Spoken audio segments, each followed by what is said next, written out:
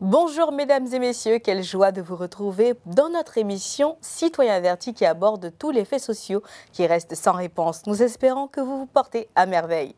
Allez, asseyez-vous confortablement, on commence.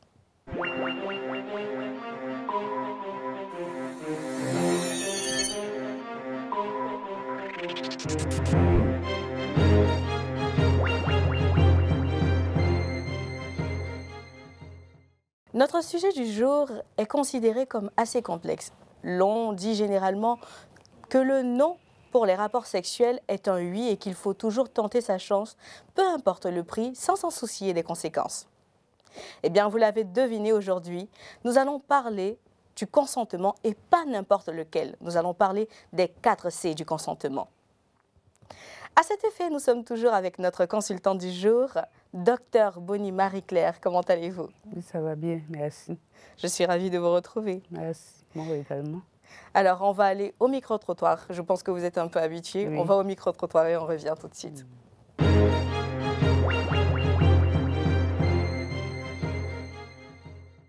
Une personne est consentante pour un acte sexuel lorsque d'abord elle accepte l'invitation. Et dans son sac, il y a des préservatifs. Chez nous en Côte d'Ivoire ici, quand une fille accepte une invitation, c'est qu'elle est consentante. C'est qu'elle veut passer à l'acte. Voilà. On peut dire qu'une personne est consentante quand elle se sent à l'aise dans une relation ou avec le partenaire. Par exemple, tu es habitué à cette personne et la personne te montre qu'il t'aime vraiment. Mais le juge te demande, tu vas forcément accepter parce que tu te dis qu'il t'a prouvé réellement qu'il t'aime. Donc là, tu ne peux que l'accepter en fait. Bon, cette question a 2 volets. Voilà. Si on est dans le cadre où c'est mon petit ami et tout, moi je pense que si je me sens à l'aise, si je me sens prête pour vouloir le faire, c'est là que je peux dire que je suis consentante pour ça en fait. Maintenant, dans le cadre où on n'est pas ensemble, on s'est croisés dans la rue, il m'a pris, il dit, bon, on a échangé les numéros et puis un jour, il m'a donné un rendez-vous et je suis partie. C'est bon, là, je ne pense pas que je serai tellement prête. Parce que des fois, après avoir fini de manger et tout là, il y a des gens qui disent non, allons, on va se reposer. Ils ne te disent même pas après la nourriture, c'est ça. Hein. Non, eux, dans leur tête là, une fois qu'on se croise net, après c'est ça. Voilà. Tant que je n'ai pas accepté, d'abord accepter ses avances. Tant qu'il ne m'a pas dragué et puis je n'ai pas accepté ses avances, je ne peux pas sortir avec lui en fait.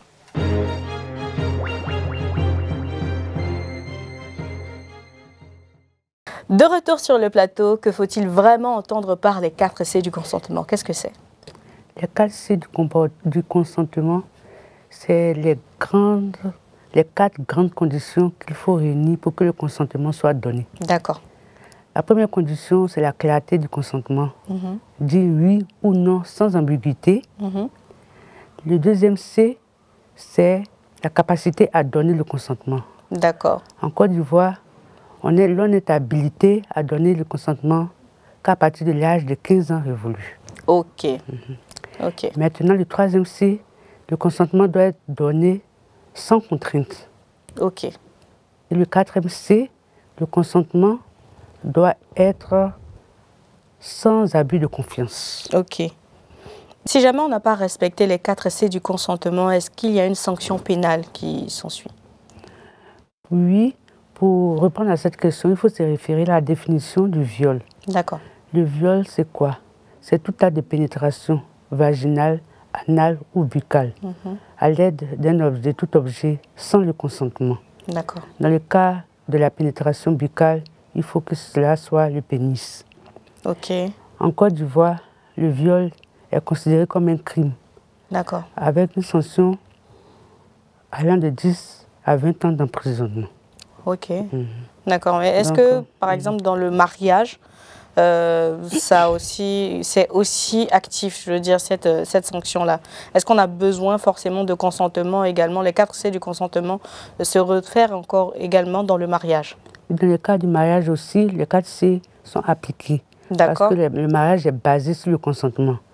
Le juge a la possibilité de casser un mariage si il s'avère que le consentement donné lors du mariage est basé sur de fausses déclarations ou dû à une menace. Donc le juge peut casser ce mariage. Ok. Donc, pour ça aussi, il faut avoir aussi le respect des 4C du comportement. De façon plus pratique, si quelqu'un a été n'a pas respecté les 4C du consentement ou a été victime du non-respect des 4C du consentement, comment est-ce qu'elle peut le prouver? Bon, c'est vrai que ça dépend des cas. D'accord. Ça dépend des cas. Bon, les autorités judiciaires sont aptes à pouvoir traiter ces questions. D'accord.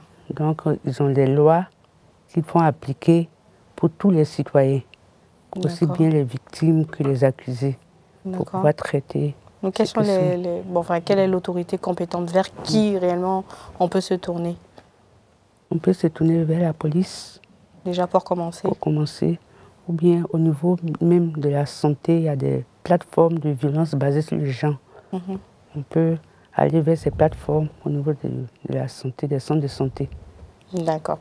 Bon, j'ai un petit cas, je ne sais pas, je vais essayer d'expliquer. J'ai mon ami qui dit qu'il n'a pas donné son consentement. J'explique un peu la situation. Il est sorti dans une soirée, il y a eu de la boisson, il a bu et tout. Et il dit qu'il y a eu abus de confiance par rapport à une fille qui, selon lui, a abusé de lui. Et il ne sait pas, il est un homme, quand il essaie de parler de ça, ça devient tout à fait compliqué. Et il ne sait pas comment prouver le fait qu'il y a eu un abus et qu'il n'y avait pas son consentement par rapport au fait que la personne, la fille en question, ait abusé de lui. Comment, de façon plus pratique, il peut faire? De façon pratique, comment est-ce qu'il va faire? Il faut dire que la question est assez difficile parce que si le juge estime, si votre ami arrive à prouver qu'il a été, on va dire, abusé, il a été abusé et que son état d'ébriété est dû à cet inconnu, cela peut se mettre sur le vocable de l'abus de confiance. D'accord. Et dans ce cas, l'autorité judiciaire est compétente pour traiter cette question. Mais il faut dire que dans nos contextes, c'est un peu difficile de prouver le viol chez l'homme. Chez la femme, c'est plus facile. C'est plus facile parce qu'il y a des tests médico-légaux, il y a des examens gynécologiques qui prouvent. Mais chez l'homme, c'est un peu difficile. Mais les juges ont la compétence d'apprécier les cas et de faire réparation aux victimes. Donc ça veut dire que les 4C du consentement est aussi valable chez les hommes que pour les femmes. Oui, c'est valable chez les hommes que chez les femmes, bien sûr. D'accord. Alors quels conseils on peut donner à tous nos citoyens qui n'ont aucune notion sur les 4C du consentement? Il faut dire que nul n'est censé ignorer la loi. Donc il faut aller vers l'information. Il y a des personnes aujourd'hui qui sont emprisonnés parce qu'ils sont allés vers une femme sans son consentement. Ils ne savaient pas que c'était un cas de viol. Il y a d'autres personnes qui sont constamment violées mais qui ne savent pas qu'elles sont violées. Donc il faut vraiment aller à l'information. Dans tous les cas, nos instances judiciaires sont compétentes pour traiter ces questions. Et il faudrait que la population ait confiance en nos instances judiciaires. Merci beaucoup pour toutes ces réponses et c'est sur ces conseils que nous allons mettre fin à notre émission. Merci de nous avoir suivis et excellente suite de programme à vous sur Reflet TV, notre télé. Merci beaucoup pour toutes ces réponses et c'est sur ces conseils que nous allons mettre fin à notre émission.